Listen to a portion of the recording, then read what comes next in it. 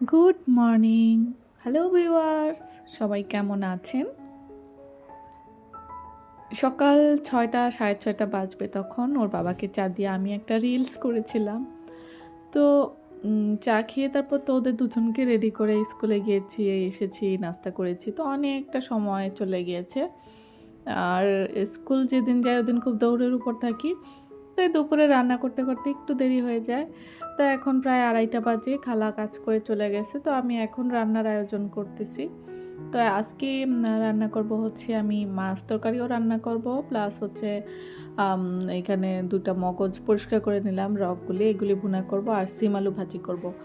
তো সিম আলু ভাজিটা ভাবছি যে একটু রাতেই করব। এটা ওর বাবা আসার আগেই করব। এখন মাছ তরকারি আর হচ্ছে এটা মগজ ভুনাটা করি। তো মাছ তরকারি রান্না হয়ে গেছে, ওইটার আমি ভিডিও করিনি। খুব নরমাল রান্না ওটা। ওইটা হচ্ছে আমার জন্য, আর এই মগজ রান্না করতেছি ওর বাবার জন্য।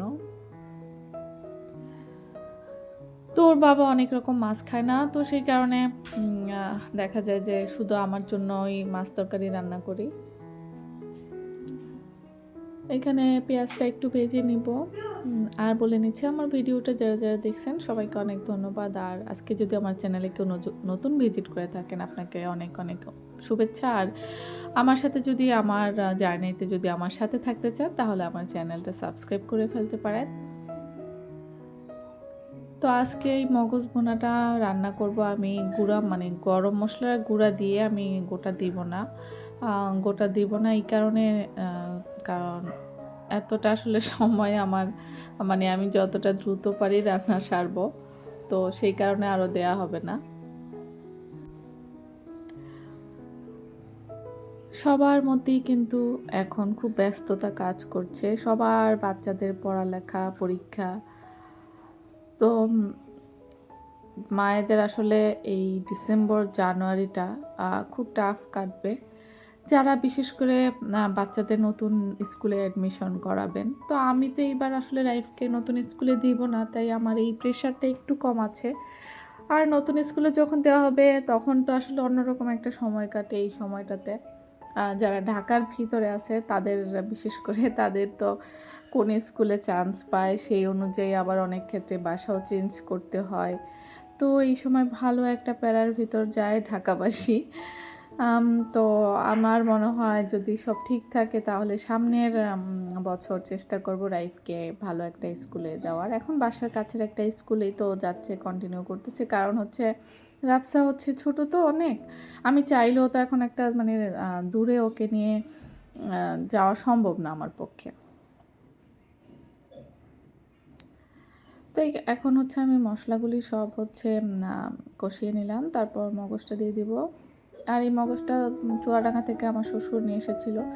তো আমার শ্বশুর হচ্ছে আরও নিয়ে আসবে। তো এইখানে ছিল 2টো মগজ, আর একটা আছে রান্না, মানে ডিপে রেখে দিয়েছি, ওটা রান্না করে ফেলতে হবে। কারণ আমার শ্বশুর আবার সামনের সপ্তাহে যখন আসবে নিয়ে আসবে। কারণ চুয়াডাঙ্গা থেকে চুয়াডাঙ্গার মগজটা বেশ ভালো হয়। ঢাকাতে তো ওর বাবা এত সকালে বাজারে যেতে পারে না, কারণ মগজ ঢাকাতে কিন্তু দ্রুত খুব বিক্রি হয়ে যায়। আর দেখা যায় খুব ভোরে যেতে হয় বা আগে থেকে বলে রাখতে হয়, নয়তো পাওয়া যায় না। তো আমার শ্বশুর আবার এইসব মানে মাংস টাংস আমরা সচরাচর চুয়াডাঙ্গা থেকে কিনে আনি। আমার শ্বশুর এগুলি ভালো বোঝে, ওর বাবা তো একটা ভালো বোঝে না। তো এই কারণে ওখান থেকে বেশিরভাগ সময় আনা হয়। তো রান্না হয়ে গেছে, আর আমি এখন সিম আলু ভাজিটা করবো। আর সিম আলু কিন্তু আমি রাতে, মানে ওর বাবা থেকে আসবে তার আগে করেছি। কারণ এই ভাজি টাইপের জিনিসগুলি না একটু গরম গরম মনে হয়, আমার মনে হয়, জানি না সবার কেমন। গরম গরম ভালো লাগে খেতে, মানে একদম যখন ভাজা হয় তার সাথে সাথে। আর শীতের সময় তো একটু বেশি। আর আমি কিন্তু আলু ছিলকা মানে রেখে আমার ভাজি খেতে খুবই ভালো লাগে। তো প্রায় দেখবেন আমি তরকারিতেও পছন্দ করি এভাবে খেতে।